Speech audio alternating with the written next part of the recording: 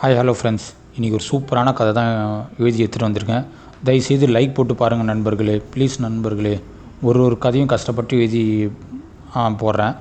ஒரு சாயங்கால நேரத்தில் சமையல் வேலைகள் எல்லாம் முடித்து வச்சுட்டு அடுப்பு கிச்சனில் எங்கள் மாமியார் நான்சி விசித்திரமாக ஒரு ஒலிகள் சத்தம்லாம் வந்துகிட்டே இருந்துச்சு. என்னடா இதுன்னு சொல்லிட்டு மாமியார் திருப்பி பார்க்குறாங்க. போது நிறுத்துங்க, முழுவதுமாக கலைந்து போய்விட்டது. இப்போது என்னிடம் எந்த உற்சாகமும் இல்லவே இல்லை. உடம்பு ஃபுல்லாக சோறாக உள்ளது. மிகுந்த ஆற்றல் மிக்கவுமாக இருக்கிறாள். ஆனால் நான் மிகவும் பலவீனமாக இருக்கிறேன் என்ற குரல் கொடுத்து கொண்டிருக்கிறான். உடைய மாமனார் விக்ரம் கோபமாக குரல் கொடுத்தது. மாமனார் விக்ரம் அமைதியாக உட்கார்ந்து நடக்க வேண்டியது நடக்கட்டும் என்று உருமுடியே சொல்லி கொண்டே இருந்தாள். ஏதோ ஒரு முணுமுணுப்பான சத்தம். கவிதா மிகுந்த பயத்துடன் தன் அறைக்கு விரைந்து ஓடி போய் பார்த்தான். படுக்கைக்கு செல்லும்போது கவிதா, மாமனார் விக்ரம் ஏன் இவ்வளோ அதிகமான ரொம்ப பலசாலியாக இருக்கார் எங்கள் மாமனார் அப்படின்னு சொல்லிட்டு கவிதா கேட்டுகிட்டே இருந்தான். இந்த யோசனை கவிதாவுக்கும் மனதை அலைக்கழித்து கொண்டே இருந்தது. கவிதாவின் திருமணம் மிகுந்த அவசரத்தில் நடந்தது. மாமியார் வீடு நல்ல குடும்பம் என்று தெரிந்ததும் கவிதாவின் பெற்றோர் டக்குன்னு கவிதாவுக்கு திருமணம் செஞ்சு வச்சிட்டாங்க. கவிதாவோட புருஷன் பேர் தான் ராகவன். கவிதாவுக்கு ராகவனுக்கு ஏற்கனவே 15 நாட்கள் ஆகிட்டது. கல்யாணம் ஆகி ரீசெண்டாக தான். அன்றாட பழக்கம்லாம் போயிட்டு இருந்துச்சு. ஃபஸ்ட் நைட்டெல்லாம் முடிஞ்சிச்சு. ராகவன் ஒவ்வொரு இரவுக்கு முன்னாடியும் ஃபஸ்ட் நைட்டு கொண்டாடணும்னு சொல்லிட்டு ஒவ்வொரு நைட்டும் நம்ம சந்தோஷமாக காதல் பண்ணணும்னு சொல்லிட்டு தான் நைட் ஆனால் பாதாம் பால் என்னென்ன தர முடியுமோ ஆப்பிள், வாழைப்பழம் எல்லாமே கொடுப்பாங்க அவங்க வீட்டில் எல்லாருமே. 4 நாட்கள் ராகவன் இரவு நேரத்தில் டீ கொடுத்து வருமாறு நினைவிட்டு கொண்டே இருந்தாள். ஆனால் கவிதா அந்த பழக்கத்தை மீண்டும் மறந்து விட்டாள். ஒரு நாள் இரவு ராகவன் கோபத்துடன் கவிதா அருகில் நான் ஒரு நைட்டு உங்ககிட்ட கேட்டுனே இருக்குமா, வாங்கடி விளையாடலாம், வாங்கடி ஜாலியாக இருக்கலான்னு அப்படின்னு சொல்லிட்டு ராகவன் டென்ஷன் ஆகிட்டான். என்னடா இது என் பொண்டாட்டி இப்படி சொல்லுதுன்னு சொல்லிட்டு கவிதாவும் டென்ஷன் ஆகிட்டா. என்ன ஒன்றுமே புரியல, 2 பேருக்கும் மிஸ் அண்டர்ஸ்டாண்டிங்கு. ஏன்னா புதுசாக கல்யாணம் கொஞ்சம் சந்தோஷமாக இருக்கலாம்னு நினைக்கிறாங்க. பட் 2 பேருக்கும் மிஸ் அண்டர்ஸ்டாண்டிங் வந்துகிட்டே இருந்துச்சு. டீயை சூடாக்கி திரும்பி வரும்போது நான்சி மற்றும் விக்ரம் அறையிலிருந்து மீண்டும் அதே ஒரு 2 பேர் கணவன் மனைவி கண்டிப்பாக சத்தம் தான் வர செய்யும். அது வீட்டில் மாமனார் மாமியார் இருக்காங்க தெரிஞ்சிருந்து அந்த நாய் அப்படி கத்தின்னு இருக்குது. இப்போது என்னிடம் எந்த சக்தியும் இல்லை, நீங்கள் மிகுந்த ஆற்றல் கொண்டவராக இருக்கிறீர்கள், ஆனால் நான் ரொம்ப வீக்காக இருக்கேன் அப்படின்னு சொல்லிட்டு திரும்பி சொல்லினே இருக்காங்க.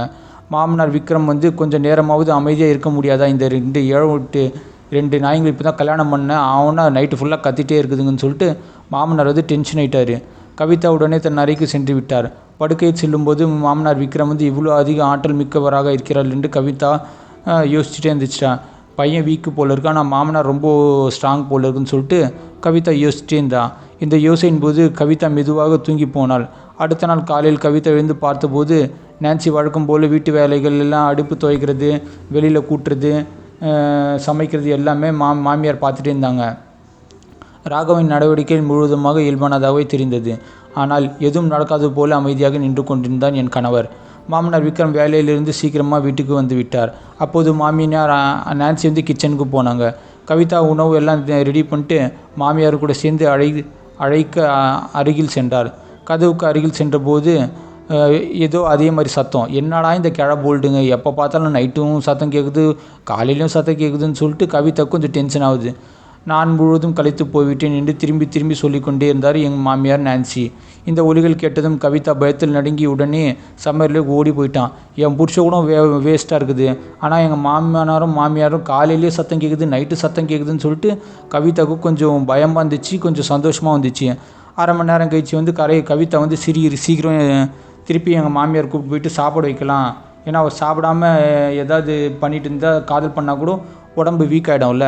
அதனால் கவிதா பாசமாக தான் கூப்பிட்டு போகலான்னு சொல்லிட்டு கதவுக்கிட்ட போனால் பார்த்தா மாமியார் வேணான்னு சொல்லுது. மாமனார் இல்லை காதல் பண்ணுன்னு சொல்லினே இருக்கார். சில நிமிடம் கழித்து மாமியார் அறையிலேருந்து வெளியே வந்தார். வெளியே வந்ததும் மாமியார் என்ன சொன்னாங்கன்னா, முகத்தில் எந்த உணர்ச்சியும் இல்லை, சோர்வாக ரொம்ப டயர்டாக இருந்தாங்க. 2 கைகளும் இடுப்பில் வச்சுட்டு வலிக்குதுன்னு சொல்லிட்டு இருந்தாங்க. எனக்கு வேறு வழி தெரிலம்மா, என்னம்மா பண்ணுறது அப்படின்னு சொல்லிட்டு மாமியார் மருமகள்கிட்ட பேசிகிட்டே இருந்தாங்க. கவிதாவால் சிரிப்பு அடக்கவே முடியல. என்ன முதுகு போயிடுச்சா அப்படின்னு கேட்டுச்சு. இப்போது கவிதா மாமனார் விக்ரமுக்கு கொடுக்கிறார். என்ன தெரிந்தது ஆவலாக இருக்கிறது. கவிதா கவனம் முழுவதுமாக நான்சி மீதே உள்ளது. ராகவன் மிகுந்த வித்தியாசமாக இருந்தார். ராகவன் சீக்கிரமே தூங்கி விடுவார். ஆனால் மாமனார் மாமியாரும் டெய்லி காதல் பண்ணிட்டு தான் தூங்குவாங்க. இந்த வயதிலும் பாருங்கள் எவ்வளோ நெருக்கமாக எவ்வளோ காதல் பண்ணிகிட்டு இருக்காங்க. என் புருஷனும் இருக்கல, தண்ட கர்மாந்திரம், ஒரு 5 நிமிஷம் தான் காதல் பண்ணுறா, அதுக்கப்புறம் தூங்கி போயிடுறான்னு சொல்லிட்டு கவிதா புருஷனை திட்டிகிட்டே இருக்காங்க. ஆனால் விக்ரம் மாமனாரும் மாமியார் பார்த்து ஒரு என்ன சொல்கிறது, ஒரு ஏக்கமாக வருது.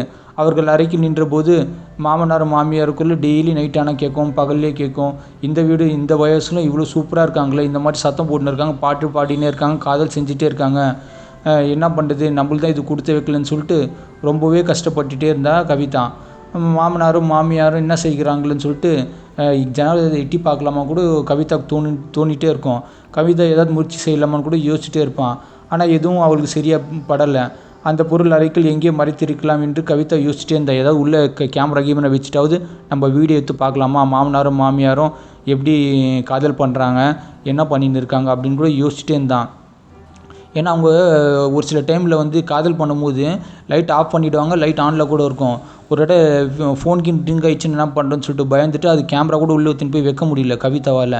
இதன் பொருள் என்ன, அவர்கள் இன்னும் தூங்கவே இல்லை அப்படின்னு சொல்லிட்டு ஜன்னல் எட்டி பார்க்கலான்னு நினச்சா லைட் எரிஞ்சிச்சு இருக்குது. சரி, ஒரு வேளை வந்து இன்னைக்கு காதல் பண்ணல போல இருக்குது, லைட் எரிஞ்சிட்டே இருக்குது அப்படின்னு நினச்சிட்டே இருந்தான். 2 பேர் பேச ஆரம்பிச்சிட்டாங்க. நான் இப்பொழுது முழுவதுமாக களைத்து போய்விட்டேன், உங்களுக்கு தெரியுமா என்று சொல்லி கொண்டிருந்தால் மாமனாரும் மாமியாரும். கொஞ்சம் நேரம் பொறுத்து கொள்ளுங்கள், பிறகு வலி போயிடும், அதுக்கப்புறம் நம்ம வந்து காதல் பண்ணலாம். சிறிது நேரம் கழித்து மாமியார் வந்து அமைதியாகி விட்டாள். கவிதாவும் ஜன்னல் வழியாக உள்ளே பார்க்க ஏதாவது பார்க்கலாம் 2 பேர் என்ன பண்ணுறாங்க அப்படின்னு. ஏதோ சத்தம் மட்டும் கேட்டுகிட்டே இருந்துச்சு, காதல் சத்தம். இதை பார்த்த கவிதா பெரும் ஏமாற்றம் அடைந்து அவளோட பெட்ரூம்க்கே போயிட்டான். அவன் நினச்சது ஒன்று, நடந்தது ஒன்று. என்னடா இதுன்னு சொல்லிட்டு கவிதா அவளோட பெட்ரூம் போயிட்டு திடீர்னு ராகமும் கோபமான குரல் கத்த ஆரம்பித்து விட்டான். இந்த நேரத்தில் எங்கேருந்து போயிட்டு வந்துங்கிற, ஊர் சுற்ற போயின்னு இருக்கியா, எவன் கூட போயிட்டு வந்தேன்னு சொல்லிட்டு புருஷன் கேட்க ஆரம்பிச்சிட்டான். ராகவன் படுக்கையிலிருந்து எழுந்து விசித்திரமான பார்வையுடன், நீ என்னை பற்றி என்ன நினைக்கிற, நான் தூங்கி கொண்டே நினச்சின்னு இருக்கியா, நீ எங்கடி போயிட்டு வரேன்னு சொல்லி கேட்கலான் தான் தூங்குற மாதிரி நான் நடித்தேன் அப்படின்னு சொல்லிட்டு அவன் புருஷன் வந்து கோபமாக கேட்க ஆரம்பிச்சிட்டான். சந்தேகப்படுறியா நீ என்ன அப்படின்னு, உண்மை சொல், நீ எங்கே போயிட்டு வரேன் என்று ராகவன் மீண்டும் மீண்டும் கேட்க ஆரம்பித்து விட்டான் தனது மனைவி கவிதாவிடம். கவிதா உடனடியாக எனக்கு தலைவலி வந்துச்சு, அதனால தான் போயிட்டு இஞ்சி டீ போட்டு குடிக்கலான்னு சொல்லிட்டு கிச்சனுக்கு போனேன், இப்போது நீங்களே சொல்லுங்கள் இதில் என்ன தவறு இருக்குது அப்படின்னு சொல்லிட்டு பொண்டாட்டி கேட்குதான். பொண்டாட்டி கொஞ்சம் பயந்துட்டு தான் நடுங்கி தான் பேசுகிறான். ராகவன் ஒரு கணம் அமைதியாக இருந்துவிட்டு வெளியே முற்றத்துக்கு போயிட்டு மொட்டை மாடிக்கு போயிட்டு, என்ன அவசியம் உனக்கு, எதுக்கு அங்கே போனேன், அடுத்த முறை ஏதாவது தலைவலி வந்துச்சுன்னு என்கிட்ட சொல்லு, நீ தனியாக போகாத அப்படின்னு சொல்லிட்டு கவிதா பொண்டாட்டி வந்து மிரட்டுறான். மீண்டும் படித்து தூங்கி விட்டான் கணவர். கவிதாவின் மனதில் என்னென்ன ஓடிக்கொண்டிருக்கிறது என்று அவளுக்கு மட்டும்தான் தெரியும். அந்த இரவு எப்போது தூக்கம் வந்தது என்று கவிதாவுக்கு தெரியவே தெரியாது. அவளும் டயர்டில் வந்து தூங்கிட்டான். மாமியாரும் மாமனாரும் அந்த சவுண்டு வருது, டெய்லி நைட்டு காதல் பண்ணுற சவுண்டு வருது, இன்னும் நிறுத்தவே இல்லை. அந்த நாயும் பாருங்கள், மாமனாரும் போல்டுங்க சந்தோஷமாக இருக்குது, ஏன் புருஷன் என்னடானா தூங்கிட்டே இருக்கான் சரக்கு அடிச்சிட்டு அப்படின்னு சொல்லிட்டு கவிதா வந்து ரொம்பவே ஃபீல் பண்ணுறான். அவர்கள் உண்மையில் என்ன செய்கிறார்கள், ஏன் இந்த சத்தம் மட்டும் டெய்லி நைட்டு பகல் வந்துகிட்டே இருக்குது, உண்மையான காதல் சத்தமாக இது வேறு என்ன சத்தம் அப்படின்னு சொல்லிட்டு கவிதா மனசில் கேட்டுகிட்டே இருந்துச்சு.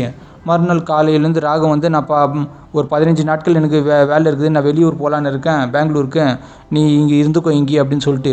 அந்த வார்த்தை கேட்டதும் கவிதாவின் மனதில் ஒரு புதிய திட்டம் உருவானது. இப்போது அவர்கள் அறையில் என்ன நடக்கிறது என்று நான் பார்த்துடலாம்.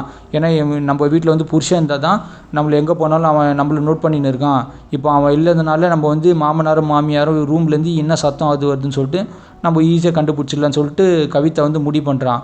அவர்களை பார்த்த உடனே கவிதா அவர்கள் வாழ்க்கைக்கு தன் வாழ்க்கைக்கு எவ்வளோ பெரிய வித்தியாசம் இருக்கிறது பாருங்கள். இவன் மாமனாரும் மாமியாரும் விட்டு பிரியவே மாட்டேன்றாங்க. என் புருஷன் தருதலை அவனை இவனை விட்டு ஓடிடுறான். கொஞ்சம் கூட காதல் பண்ணுறதில்ல, மகிழ்ச்சியும் கொடுக்குறதில்லன்னு சொல்லிட்டு கவிதா வந்து கொஞ்சம் ஃபீல் பண்ணிகிட்டே இருந்தான். அன்று கவிதா தன் வேலைகள்லாம் சீக்கிரமாக முடிச்சு விட்டுட்டு மாமனாரும் மாமியாரும் ரூமுக்கு போயிட்டாங்க. இன்று எப்படியாவது என் மாமனாரும் மாமியாரும் என்ன தான் பண்ணின்னு இருக்காங்க ரூமுக்குள்ளே, நான் பார்த்தே ஆகணும்னு சொல்லிட்டு ரொம்பவே முடிவு பண்ணிட்டு, சரி அவங்க காதல் எப்படி பண்ணுறாங்க எட்டி பார்க்கணுன்னு கூட முடிவு பண்ணிட்டான். ஆனால் ராகவன் கவிதா மீது அப்படி அன்பு காட்ட முடியாமல் ரொம்பவே கஷ்டப்பட்டு இருந்தான். ஏன்னா ஒரு சில பசங்களுக்கு வந்து அன்பு காட்ட முடியாது, காதல் பண்ணவும் தெரியாது. அது அப்படி தான். விக்ரம் இவ்வளோ ஆற்றல் மிக்கவராக இருந்தால் ரகசியத்தை அவர் உட்கொள்கிறார் என்று தெரிந்து கொள்ள கவிதா ரொம்பவே ஆர்வமாக இருந்தான். மாமனார் மாமியார் மேலேயும் ராவன் கொடுத்த அரவணைப்பில் மாற்ற வேண்டும் என்று கவிதா மனதில் தீர்மானித்தாள். அன்று இரவு கவிதா அவர்கள் மறைந்திருந்து மாமனார் மாமியார் அறையை எட்டி பார்க்க முடிவு செய்துவிட்டாள். கவிதாவுக்கு பெரும் அதிர்ச்சி ஏற்பட்டது. கொஞ்சம் நேரம் கழிச்சு என்ன பண்ணுறதுன்னு தெரில, எங்கள் மாமனாரும் மாமியாரும் சத்தம் கேட்குது, பட் ஆனால் எனக்கு ஒன்றும் தெரில, ஏன்னா லைட் ஆஃப் பண்ணிட்டு ஏதோ காதல் பண்ணிகிட்டு இருக்காங்கன்னு நினைக்கிறேன். அதனால் இவளுக்கு வந்து முழுமையாக ஒன்றும் தெரில. சரி என்ன பண்ணுறது, நம்ம ரூம் போய் தூங்கிக்கலாம்னு சொல்லிட்டு கவிதா வந்து அவள் பெட்ரூம்க்கே போயிடறான். மறுபடியும் போயிட்டு தூங்க ஆரம்பிக்கிறான். கவிதா அவர்கள் அறைகள் இருப்பதை அவர்கள் நம்ப முடியவே இல்லை. மறுநாள் வந்து ராகவனும் வீட்டில் இல்லை, என் கணவரும் இல்லை. கவிதா மீண்டும் வந்து மாமனார் மாமியார் அறைக்கு இன்னைக்காவது பார்க்கலாம், டெய்லி பார்த்துட்டே இருக்கலாம், ஒரு நாள் இல்லைன்னா ஒரு நாள் அந்த விஷயத்தை நம்ம வந்து கண்டுபிடிக்கலான்னு சொல்லிட்டு கவிதா முடிவு பண்ணிட்டான். அதனால் வந்து என்ன பண்ணுறது, மாமனார் வந்து மாமியார் வந்து கத்தி பேச ஆரம்பிச்சிட்டாங்க. இன்று இரவு நீ அறைக்கு வந்தால் உனக்கு நல்லதாக இருக்காது என்று எச்சரித்தாள். இந்த எச்சரிக்கை கேட்ட கவிதா மிகுந்த கவலையில் ஆழ்ந்தாள். அதே நேரத்தில் மாமனார் விக்ரம் சேர்ந்தார். கவிதா மற்றும் நான்சி பேசி கொண்டிருப்பதை பார்த்த மாமனார் பக்கம் வந்து கவிதாவை உற்று பார்த்தார். கவிதா, நீ நான்சி சொன்னதெல்லாம் கேட்டுக்காதம்மா, நீ வர வேணாம்மா. ஏன்னா நானும் என் பொண்டாட்டியும் சந்தோஷமாக இருக்கோம், நீயும் பொண்டாட்டியும் சந்தோஷமாக இருக்கும், என் மாப்பிள்ளை சந்தோஷமாக இருக்கும்னு நான் எட்டி பார்க்குறேன்னா அதெல்லாம் ஒன்றும் பிரச்சனை இல்லை, நீங்களாம் வராதிங்க அப்படின்னு சொல்கிறான். உனக்கு என் மீது இருக்கும் உரிமை அவளுக்கு இருக்கிறது, நீ செய்ய முடியாதது அவளை செய்ய அனுமதி என்று உரிமினார். அதுக்கப்புறம் மாமனார் சென்ற பிறகு மாமியார், இன்று நீ எங்கள் அறைகள் வந்து அவ்வளோதான், தொடப்பக்கட்டை பிடிஞ்சிடும், உனக்கு தான் கணவன் இருக்கல்ல, அவன் கூட போயிட்டு காதல் பண்ணிட்டு சந்தோஷமாக இருண்டி. ஏன்டி நாங்கள் பண்ணுறது 2 பேருக்கு வந்துட்டு நடுவில் நீ வந்து எட்டி பார்க்குறேன், நான் பார்க்கலன்னு நினச்சா, நீ 2 பேர் நாங்கள் 2 பேர் பண்ணின்னு இருக்கும்போது நீ பார்த்தது நான் கண்ணாடியே வழியாக பார்த்துட்டேன். இதெல்லாம் தாங்குவது கவிதாவின் மிகவும் கடினமாக இருந்தது. ராகவன் ஏற்கனவே கவிதா மீது சந்தேகம் மேற்கொண்டிருந்தான். கவிதாவுக்கு தெரியும், ஒரு ராகவன் மனதில் பதிந்து விட்டது, அதை நீக்குவது எளிதல்ல. கவிதா ஒரு முடிவு செஞ்சுட்டான். என்னன்னா, மாமனார் பேச்சை வந்து கேட்டு அவருடன் நல்லபடியாக இருக்கலாம், நம்மளுக்கு வந்து மாமியார் வந்து அட்ஜஸ்ட் பண்ணிவிட்டு போயிடுவார், என் புருஷன் வந்து நம்மளுக்கு வந்து ஒன்றுமே பண்ண மாட்டான், தண்ட கர்மாந்திரம், ஒரு நிமிஷத்துலேயே ஓடிடுறான், காதலே பண்ண முடியல, மாமனார் வந்து விடிய காதல் பண்ணிகிட்டே இருக்கார், நம்மளுக்கு வந்து வயசு முக்கியம் இல்லை, நேரம் தான் முக்கியம், நம்ம சந்தோஷம் தான் முக்கியம்னு சொல்லிட்டு கவிதா முடிவு பண்ணிடுறான். ஆனால் மாமியார் நான்சி வந்து இது வந்து பிடிக்க மாட்டேங்குது. ஏன்டி, என் புருஷனை வந்து 2 பேருக்குலாம் நான் பக்கத்துலலாம் கொடுக்க முடியாது, என் புருஷன் எனக்கு மட்டும் தான் சந்தோஷம், உனக்கு தான் என் பையனை கட்டி கொடுத்தரல, அவன் கூட நீ காதல் பண்ணிட்டு சந்தோஷமாக இருடின்னு சொல்லிட்டு மாமியார் சொல்லுது. திடீர்னு கதவு சத்தம் கேட்குது. கவிதா வந்து கதவை திறக்கும்போது எதிரே வந்து மாமனார் விக்ரம் வந்து நின்று கொண்டிருந்தார். மாமனார் விக்ரம் ஆச்சரியத்துன்னு கேட்க ஆரம்பிச்சிட்டாரு. இன்று நீ அறைக்கு வர வேண்டியது தானே, ஏன் வரல அப்படின்னு சொல்லி கேட்குறாரு மாமனார் விக்ரம. இவன் வந்து ஷாக் ஆகிடுறான். அவருடைய வார்த்தைகள் கேட்டதும் சிந்திக்க வைத்தது. கவிதா, இன்று எனக்கு உடம்பு சரியில்லைம்மா, நீ தாம்மா என்னை வந்து பார்த்துக்கணும் அப்படின்னு சொல்லிட்டு மாமனாரே சொல்கிறாரு. ஓ, பிறகு ஏன் மறுக்கிறாய் என்று தெரியுமா, ஒருவேளை உன் மாமியார் பயந்துட்டு நீ இப்படி செல்கிறாயா, கவலைப்படாதே, நான் அவரிடம் பேசி வச்சுட்டேன், எல்லாத்தையும் விளக்கிட்டேன், நீ என் கூட வா, சந்தோஷமாக இரு, என் பையன் கொடுக்காத சந்தோஷம் காதல் இல்லாமல் நான் கொடுக்குறேன் அப்படின்னு சொல்லிட்டு விக்ரம் மாமனார் சொல்கிறாரு. கவிதா மாமனார் வந்து அவர் அறைக்கு சென்றபோது அவள் மனம் மகிழ்ச்சியில் நிரம்பியது. ஆனால் மாமியார் நான்சி நேற்றை விட மிக சீக்கிரமாகவே களைப்புடன் தூங்கிவிட்டாள். சிறிது நேரம் கழித்து மாமியார் வந்து மூச்சு வாங்க ஆரம்பிச்சிட்டாங்க. இன்று எனக்கு உடம்பு சரியில்லைங்க, என்னால் உங்களுக்கு வந்து இன்னைக்கு காதல் பண்ண முடியாது, நீங்கள் வேணால் மருமகளுக்கு கூட போயிட்டு காதல் பண்ணுங்க அப்படின்னு சொல்லிட்டு மாமியாரும் சொல்லிச்சு. உடனே மாமனார், உனக்கு என்ன பிரச்சனை, நாளுக்கு நாள் ஏன் இப்படி மூச்சு அதிகமாக வாங்குது, என்ன உனக்கு பிரச்சனை, சீக்கிரமாக களைச்சி போயிடுறேன், ரொம்ப நேரம் உன்னால் வந்து காதல் பண்ண முடியல, இப்போது நீ சும்மா உட்காந்துருந்ததில்ல, உனக்கு நல்லா தானே இருக்குது. மாமனார் வந்து டென்ஷன் ஆகிட்டார். பிறகு மாமியார் என்ன சொல்லிட்டாங்க, அவங்களுக்கு சேர்ந்து கொண்டார். கவிதா சிறிது நேரம் கழித்து மாமியார்கிட்ட வந்து ஒரு ஓரமாக நகர்ந்து, இப்போது என்ன, என் பணி முடிந்து விட்டது, இனி என்னிடம் எந்த உற்சாகமும் இல்லை என்று சொல்லிவிட்டார் மாமியார். நீண்ட நேரம் கழித்து கவிதா களைப்படைந்து போனார். மாமனாரும் விக்ரம் கவிதாவிடம், நீ மிகவும் சீக்கிரமாக கழித்து விட்டாய்மா, ஓ மாமியார் பாருமா, எவ்வளோ நேரம் காதல் பண்ணால் ரொம்ப இதுவாக இருப்பாங்க, ஆனால் நீ கொஞ்சம் நேரத்தில் காதல் பண்ணாலே நீ டயர்டாகிடுற, என் பையன் சரியில்லை, என் பையனை தான் நான் சரி பேட்டி அடிக்கணும் அப்படின்னு சொல்லிட்டு மாமனார் வந்து அவங்க பையனை திட்ட ஆரம்பிச்சிட்டாரு. இன்று இந்த பணியை நிறுத்திவிட்டு நாளை ஒரு நாள் ஓய்வு எடுத்துக்கொள்மா, ஏன்னா ஒரு நாள் விட்டு ஒரு நாள் காதல் பண்ணலாம், ஏன்னா நீ காதல் பண்ணியே ரொம்ப நாள் ஆயிடுச்சு, கிட்டத்தட்ட 2-3 மாதம் ஆயிடுச்சு, அதனால தான் உனக்கு உடம்பு வந்து இவ்வளோ டயர்டாக இருக்குது அப்படின்னு சொல்லிட்டு அவன் சொல்ல ஆரம்பிச்சிட்டார் மாமனார். கவிதா யோசனை ஆழ்ந்திருந்த போது கதவை தட்டும் சத்தம் கேட்டது. கதவை திறந்தபோது மாமனார் வந்து நின்று இருந்தார். மாமனார் பார்த்த உடனே, சூப்பராக இருக்கம்மா, இன்னைக்கு தேவதை மாதிரி, இன்றைக்கி நான் ரொம்ப மஜாவாக என்ஜாய் பண்ணேன், ரொம்ப காதல் பண்ணேன், இன்றைக்கி வேலையை ஸ்டார்ட் பண்ணலாமா, காதல் பண்ணலாமா, என் அறைக்கு என் ரூமுக்கு வரியா அப்படின்னு சொல்லி கேட்டார் மாமனார். கவிதா மாமனார் அறைக்கும் போனாங்க. பிறகு மூவரும் கடந்த 2 நாட்களாக செய்த அதே காதல் பணியை மறுபடியும் தொடங்கினாங்க. இப்போது கவிதாவின் மனம் இந்த பணியை ஒவ்வொரு நாளும் தொடர முடிவு செய்து விட்டாள். ஏன்னா அவ்வளோ பிடிச்சிருக்குது அந்த மாமனார் பண்ணுற காதல். அடுத்த நாள் ராகவன் வந்து பெங்களூர் போயிருந்தாலும் வந்துட்டான் மாப்பிள்ளை. வீட்டுக்கு வந்த உடனே ராகவன் வேறு விஷயமா தனியாக இருந்தபோது ஏற்பட்ட சங்கடங்கள் கவிதாவிடம் எல்லாத்தையும் சொல்லியிருந்தான். ஆஃபீஸில் நடந்தது, அங்கே ஒரு பொண்ணு கூட பிரச்சனை நடந்தது, அவங்க மேனேஜர் கூட பிரச்சனை நடந்தது, எல்லாத்தையும் சொல்ல ஆரம்பிச்சிட்டான். எவ்வளோ தவிப்பில் இருந்தார் என்றும் எத்தனை சிறிய விஷயங்கள் தவறிவிட்டேன் என்றும் ராகுன் எல்லாத்தையும் சொல்ல ஆரம்பிச்சிட்டான். ராகுல் இந்த பேச்சை கேட்டோன்னே கவிதா வந்து பாவமாக துணிச்சு, ஒரு சைடு வந்து இன்க்ரிமெண்ட்னால சந்தோஷமும் தெரிஞ்சிச்சு. எல்லாமே ஆமாம் சாமி தலையாட்டிகிட்டே இருந்தான். அன்று இரவு கவிதா நிம்மதியாக தூங்கி போனார். இப்போது கவிதா தினமும் ராகவும் தூங்கிய பிறகு மாமியார் நான்சி மற்றும் மாமனார் விக்ரம் அறைக்கு சென்று 3 பேரும் சேர்ந்து காதல் செய்து முடிச்சுட்டு தான் தூங்குறாங்க. ஒரு இரவு கவிதா அவர்கள் அறையிலிருந்து திரும்பி வந்தபோது ராகம் வந்து கோபத்துடன் கத்த ஆரம்பிச்சிட்டான். நான் தான் உனக்கு சொன்னல எங்கேயும் போகக்கூடாது நைட், ஆனால் நீ எங்கே இந்த நேரத்தில் போயிட்டு வரேன்? இரவு நேரத்தில் அறை விட்டு போகவே கூடாதுன்னு உங்களுக்கு எத்தனை வாட்டி சொன்னேன், ஆனால் நீ பேச்சை மீறிட்டே இருக்கிய. இப்போ தயவுசெய்து நீ இனிமேல் சொல்லி ஆகணும், நீ எங்கே போகிற நீ அப்படின்னு சொல்லிட்டு மாப்பிள்ளை வந்து செம்ம டென்ஷன் ஆகிட்டான். கோவத்தை உச்சிக்கே போயிட்டான். இவளுக்கு வந்து என்ன பண்ணுறதுன்னே தெரில. கவிதா அருகில் முதல்ல கிட்டே போய் உட்காந்துட்டு, நான் உங்கள் மாமனார் மாமியார் வீட்டுக்கு ரூமுக்கு தான் போனேன் நான். இதை கேட்ட ராகுன் வந்து ஷாக் ஆகிட்டான். என்னது, எங்கள் அம்மா அப்பா ரூமுக்கு நீ எதுக்கு போகிறேன்? அவங்க பாட்டு தூங்கின்னு இருப்பாங்க வயசானவங்க, ஆனால் நீ எதுக்கு அங்கே போகிற? அதுவும் மிட் நைட்டில் எதுக்கு போகிற அப்படின்னு சொல்லிட்டு ராகவன் வந்து டென்ஷன் ஆகி கத்த ஆரம்பிச்சிட்டான். எனக்கு அங்கே சில வேலை இருந்துச்சு, அதனால தான் அங்கே போனேன் அப்படின்னு சொன்னான். என்ன அப்படி உனக்கு அங்கே போய் வேலை, அது மிட் நைட்டில் அப்படின்னு கேட்டதுக்கு 2வது அல்லது 3வது நாள் கவிதா மீண்டும் மாமியார் அல்லது மாமனார் அறைக்கு செல்ல ஆரம்பித்து விடலாம் என்று முடிவு செய்து விட்டார். அந்த இரவும் ராகவன் தூங்கவே இல்லை. இன்னாடி டெய்லி போயிட்டே வரேன், இன்னாடி நடக்குது இங்கே? இவனுக்கு வந்து டவுட் வந்துச்சு. ஒருவேளை எங்கள் அம்மாவும் அப்பாவும் சேர்ந்து என் பொண்டாட்டி இதுக்கு எடுத்துட்டாங்களா, என்னடா இது ஒன்றுமே தெரியல அப்படின்னு சொல்லிட்டு. ஆனால் ராகவன் கவிதாவை இழுத்து கட்டில் தள்ளிவிட்டு கோபமாக அடிக்க ஆரம்பித்து விட்டான். ராகவன் இந்த கோபமை பார்த்த கவிதா பயத்தில் நடுங்கி எறிந்து உச்சாவே போயிட்டா கவிதா.